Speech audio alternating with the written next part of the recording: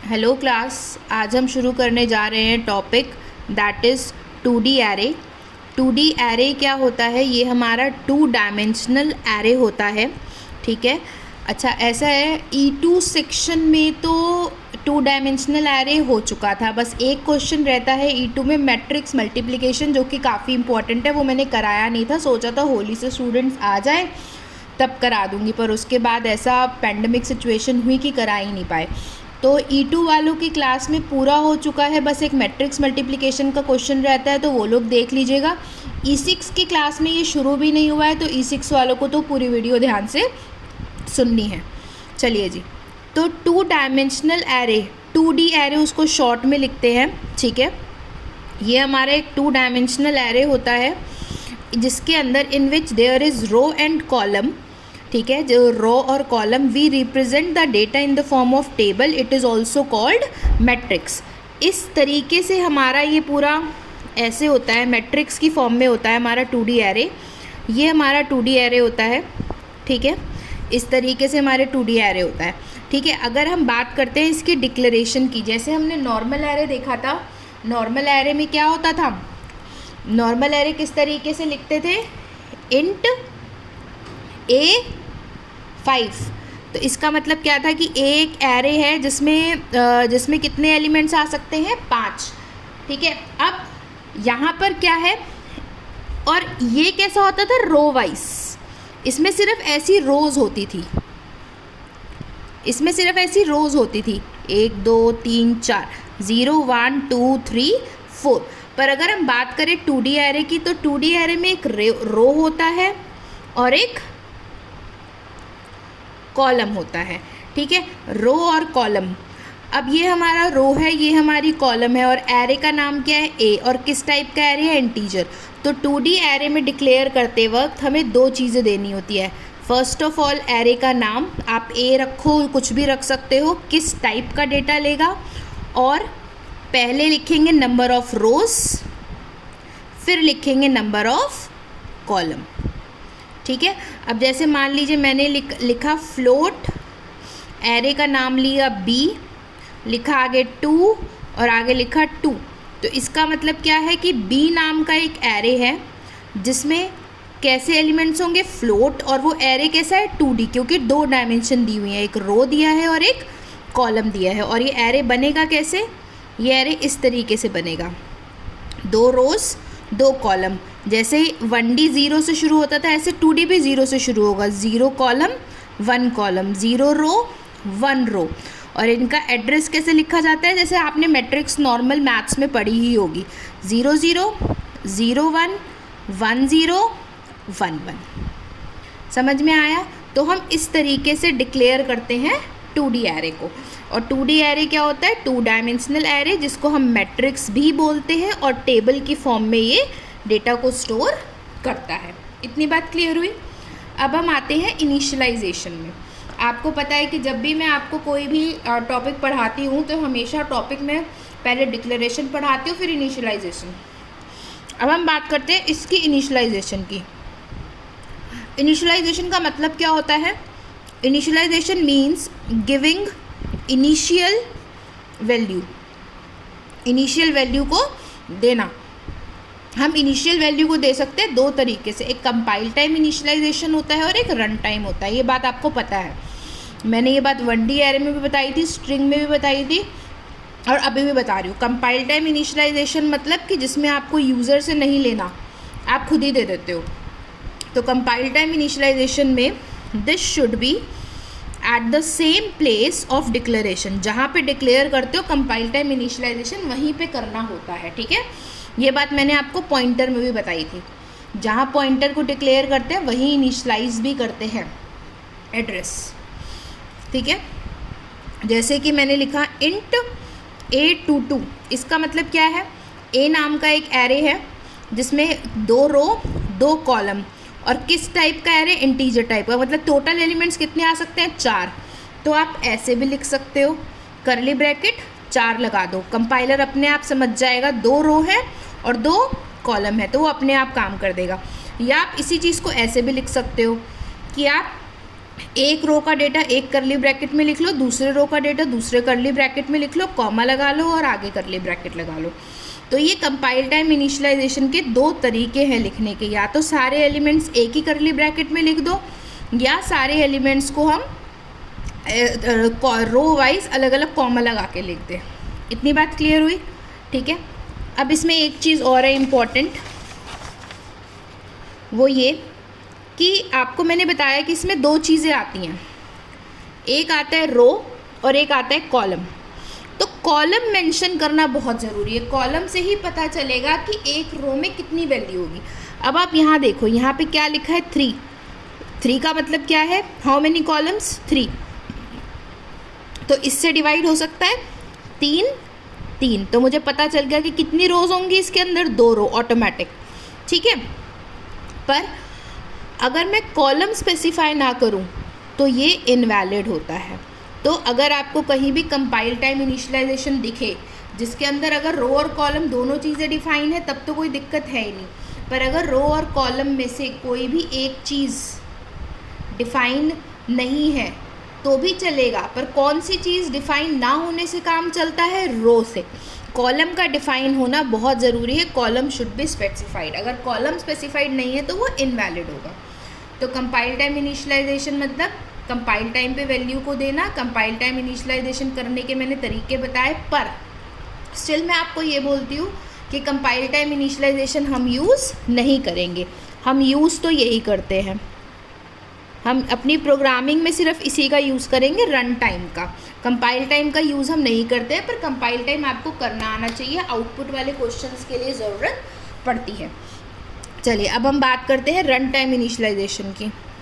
Run time initialisation का मतलब user से वैल्यू लेना। जैसे 1D एरे में एक लूप चलाते थे हम, 2D एरे में कितने लूप चलते हैं, 2 लूप। जैसे कंसिडर करिए, मान लीजिए मेरा एक ही एरे है ए नाम का, 2 रो हैं और 2 ही कॉलम है, और किस टाइप के एलिमेंट्स हैं, इंटीजर टाइप के। तो आप एक रो के लिए लूप चलाएंगे, जैसे आई यहाँ पर किसके लिए चल रहा है, रो के लिए, 0 से less then 2, array always start from 0। Column का लूप चलेगा 0 से लेस देन 2, तो जे जो होता है यहाँ पे कॉलम के लिए। जैसे मैंने आपको वो क्वेश्चन कराया था नेस्टेड लूपिंग के पैटर्न वाले, पैटर्न ही तो है एक तरीके से 2D एरे का कंसेप्ट। तो यहाँ पे 2 रो है, इसलिए आई का लूप 0 से लेस देन 2, आई के अंदर जे चला, जे के लिए भी हम 2 तक लूप चलाएंगे 0 से लेस देन 2, फिर जे के अंदर लिखेंगे स्कैनएफ, दिस ब्रैकेट बंद, आई का ब्रैकेट बंद। एक बार इसका ड्राई रन देखिए ज़रा। सबसे पहले मैंने एक ए नाम का एरे लिया जिसमें 2 रो है और 2 कॉलम है, तो 2 रो और 2 कॉलम, ठीक है, बन गया। ये 0 0 1 0 1 0 0 0 1 1 0 1 1, ठीक है, ऐसे ही होता है। सबसे पहले आई की वैल्यू 0, आई 0 हुआ, जे के अंदर गए, नेस्टेड लूप है ये, आई के 0 वैल्यू होने पे जे के अंदर गए, जे की वैल्यू 0, जे की वैल्यू 0, तो वो किसकी वैल्यू स्कैन करेगा यूज़र से, A00 की। तो A00 में सबसे पहले मान लीजिए यूज़र ने डाला कोई वैल्यू, फिर किसका लूप घूमा, जे का, जे की वैल्यू 0 से हो गई 1, तो अब आई तो अभी भी 0 है, तो अब किसकी वैल्यू लेगा यूज़र से, 0 1 की, 0 1 ये रहा। मान लीजिए यूज़र ने यहाँ डाला 8, फिर जे घूमा, जे की वैल्यू हो गई 2, पर जे तो लेस देन 2 था, जे घूमना बंद।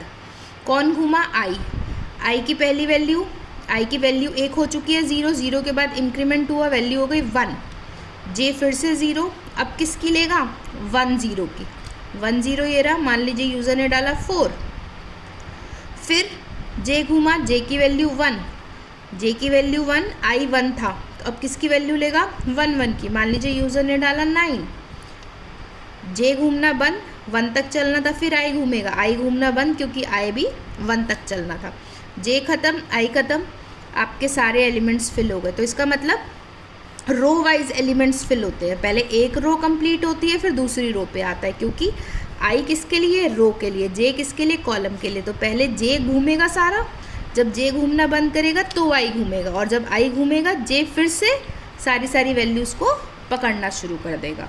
तो this is what run time initialisation. अब हम इसकी प्रोग्रामिंग शुरू करते हैं। सबसे पहला प्रोग्राम मैं करा रही हूँ आपको, जो मैंने 1D में भी यही सेम प्रोग्राम कराया था। पहला प्रोग्राम है write a program to find the sum of all elements of 2D array. जैसे मान लीजिए एक ये 2D एरे है, जैसे ये है एक 2D एरे, इसमें कितने एलिमेंट्स है, 1 2 3 4, इन चारों एलिमेंट का सम फाइंड आउट करिए। Write a program to find the sum of all elements of 2D array. अब हमें सारे एलिमेंट्स का सम फाइंड करना है, जैसे ये सेम क्वेश्चन मैंने आपको 1D एरे में भी कराया था। देखिए अब करना क्या है, मान लीजिए ये एक मैट्रिक्स बनाई मैंने, ठीक है। ये मैट्रिक्स में कितनी रोज है, 2, कितने कॉलम है, 3। तो ये मैट्रिक्स कैसे हो गई, 2/3 की। मुझे इसमें हर एलिमेंट को ऐड करना है, तो पहले मैं इस एलिमेंट को पकड़ूंगी, फिर इसको पकड़ूंगी, फिर इसको पकड़ूंगी, फिर इसको पकड़ूंगी, फिर इसको पकड़ूंगी, फिर इसको पकड़ूंगी। मैं ये सारे एलिमेंट्स पकड़ के सबको सम करूंगी। तो कुछ करना नहीं है, सब एलिमेंट्स को पकड़ो और सम कर दो। तो अब इसकी प्रोग्रामिंग देखिए। मैंने यहाँ पर एक 2D एरे डिक्लेयर किया, कितने साइज़ का, 3/3 का। आई लिया, जे लिया, सम लिया, सम में इनिशली क्या डाला, 0। अगर मैं सम में इनिशली 0 नहीं डालूंगी, तो क्या होगा, बाय डिफ़ॉल्ट कौन सी स्टोरेज क्लास है, ऑटो, कुछ लगा नहीं है ना आगे, तो ये गार्बेज ले लेगा। इसलिए हर जगह इनिशलाइज करना ज़रूरी है जहाँ पे ज़रूरी होता है। सबसे पहले मैंने एक मैट्रिक्स ली 3/3 की, ए नाम की। अब इस ए मैट्रिक्स की वैल्यू एंटर कराऊंगी। वैल्यू एंटर कराने के लिए कितनी रोज़ है इसके अंदर, 3। ये आपकी रोज़, ये आपके कॉलम। कितनी रोज़, 3, कितने कॉलम, 3। तो हमेशा आपको 2D एरे के लिए नेस्टेड लूप चढ़ाना पड़ता है। नेस्टेड लूप चलाएंगे आप, एक आई के लिए, एक जे के लिए। आई क्या बताता है, रो, जे क्या बताता है, कॉलम। तो for I equal to 0, I less than 3, I plus plus इसके अंदर, j equal to 0, j less than 3, j plus plus scanf. एक एक करके सारे एलिमेंट्स आते रहेंगे।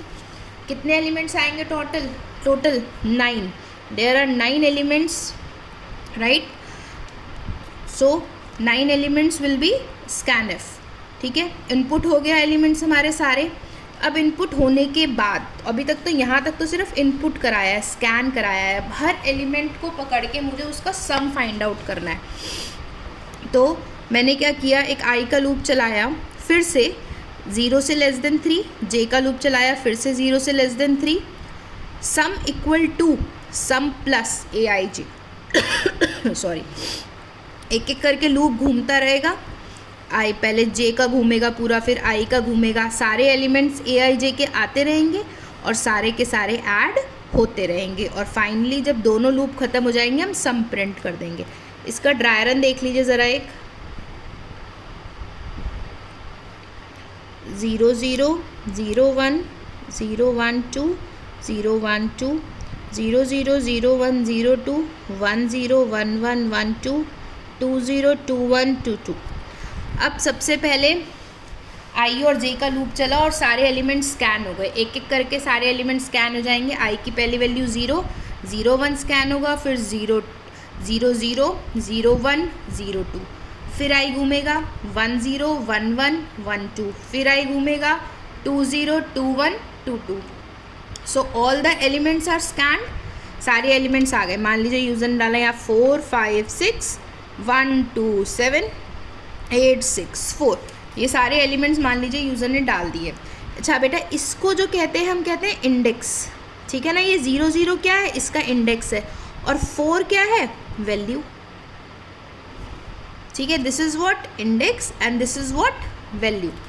तो आपने क्या करा, एक एक करके सारे एलिमेंट्स को पकड़ा और सब में ऐड करते गए। सब में सबसे पहले आई की वैल्यू 0, जे 0, सब में इनिशियली क्या था 0 0 प्लस ए 0 0, तो ए 0 0 पे क्या है 4, जे का लूप घूमेगा, जे हो गया 1, ए 0 1 में क्या है 5, फिर 5 ऐड होगा, फिर ए 0 2, फिर 6 ऐड होगा। धीरे धीरे करके ये सारे एलिमेंट्स ऐड होते रहेंगे। दोनों लूप ख़त्म होने के बाद सारे एलिमेंट ऐड हो जाएंगे रो वाइज और आपको सम प्रिंट कर देंगे। इज इस क्लियर, समझ में आया? चलिए अब हम नेक्स्ट प्रोग्राम देखते हैं। Write a program to find the trace of a matrix. अब पहले तो मुझे ये बताओ ट्रेस का मतलब क्या होता है। अगर ये मेरी एक मैट्रिक्स थी,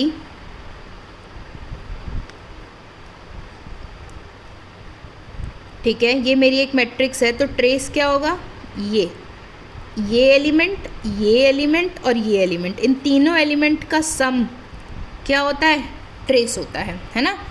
तो अब ये याद रखना कि हमें ट्रेस फाइंड करने के लिए मैट्रिक्स कैसी होनी चाहिए, डायगोनल, तो it should be diagonal matrix. तो हमने क्या किया, hash include cdo.h void main int ij। अच्छा, इस वाले में ना, ये वाला जो मैं प्रोग्राम लिख रही हूँ या जो मैं अब आगे प्रोग्राम लिखूँगी, इसके अंदर ना पहले वाले प्रोग्राम में तो मैंने साइज़ फिक्स कर दिया था 833, यहाँ पर मैं साइज़ यूज़र से एंटर करा रही हूँ, मतलब मैट्रिक्स के डायमेंशन में यूज़र से ले रही हूँ, जैसे मैंने बबल सॉर्टिंग और सिलेक्शन सॉर्टिंग में किया था। तो मैंने क्या किया, मैंने मैक्सिमम साइज़ ले लिया 10। जैसे मैंने आपको बताया था ना कि आप शॉपिंग करने जाते हो और आप टोकरी लेके जाते हो, बड़ी ज़रूरी नहीं है आप उतना ही सामान खरीदो, उतना या उससे कम भी खरीद सकते हो। तो मैंने मैक्सिमम डायमेंशंस कितने ले लिए, 10। तो मैंने एक एरे डिक्लेयर करा 10 का, ठीक है। यूज़र से कहा एंटर साइज ऑफ एरे, आप लिख दीजिए चाहे तो यहाँ पे <10, ठीक है। आपने साइज़ एंटर कराया n में। अब आपको पता है कि मैट्रिक्स का ट्रेस फाइंड आउट करने के लिए मैट्रिक्स कैसी होनी चाहिए, स्क्वायर मैट्रिक्स, सॉरी मैंने डायगोनल लिख दिया। तो ट्रेस ऑफ मैट्रिक्स फाइंड करने के लिए स्क्वायर मैट्रिक्स होनी चाहिए। तो स्क्वायर मैट्रिक्स का मतलब एक ही डायमेंशन बहुत है, एक ही साइज़ बहुत है, तो n एंटर करा लिया। अब उसके बाद मैंने एलिमेंट एंटर कराए स्क्वायर मैट्रिक्स के। तो एलिमेंट कैसे एंटर होंगे, अगर n डायमेंशन है जो यूज़र ने एंटर करी है, तो इसका मतलब n ही रोज़ होंगी और n ही कॉलम होंगे, ठीक है जी, n ही रोज़ n ही कॉलम। तो मैंने i का लूप चलाया 0 से n रोज़ के लिए, j का लूप चलाया 0 से n कॉलम के लिए, स्कैन करे सारे एलिमेंट्स जैसे अभी तक पिछले प्रोग्राम में किया था। अब यहाँ तक एलिमेंट्स आ गए, ठीक है, एलिमेंट्स आ गए। अब मैंने आपको पिछले वाले प्रोग्राम में सारे एलिमेंट का सम करने को दिया था, यहाँ पर आपको उन्हीं एलिमेंट का सम करना है जो कि डायगोनल है। तो डायगोनल में अगर मैं फिर से 2D एरे बनाऊँ ज़रा एक, अगर मैं ये एक एरे बनाती हूँ, मुझे ये बताओ 0 1 2 0 1 2 0 0 0 1 0 2 1 0 1 1 1 2 2 0 2 1 2 2, ये तीनों डायगोनल है।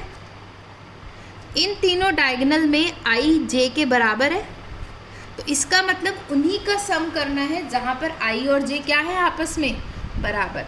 तो मैंने पहले एलिमेंट्स एंटर कराए, फिर दोबारा से लूप चलाया i और j का, जहाँ i और j बराबर है वहीं पे सम किया, नहीं तो सिंपली लूप घुमाती गई और फाइनली मैंने सम प्रिंट कर दिया। तो पहला क्वेश्चन था जिसमें आपने सम किया था सारे एलिमेंट्स का, यहाँ पर आपने सम किया है सिर्फ डायगोनल एलिमेंट्स का। तो हमने ये डायगोनल के लिए ये कंडीशन लगा दी कि जहाँ पर i और j बराबर है सिर्फ वहीं सम होगा, नहीं तो सम नहीं होगा। इतना याद रखना कि अगर आप i और j यूज़ कर रहे हैं तो दोबारा से i j का लूप यूज़ होगा। स्टूडेंट्स मेन जो गलती करते हैं, जो गलती मेरे को अभी तक देखती आ रही हूँ मैं, वो ये है कि आप स्कैन करने के लिए तो i और j का लूप चला देते हो, ठीक है, फिर i j का लूप बंद करके फिर सिंपली ये स्टेटमेंट लिखते हो। नहीं, यहाँ पे i j का लूप ख़त्म कर दिया, दोबारा से i j चलाओ क्योंकि i j यूज़ हो रहा है। तो फिर एक और लूप चलेगा, सबका सम फाइंड होगा, सम प्रिंट हो जाएगा, ठीक है। अब हम शुरू करते हैं इसके बाद नेक्स्ट क्वेश्चन।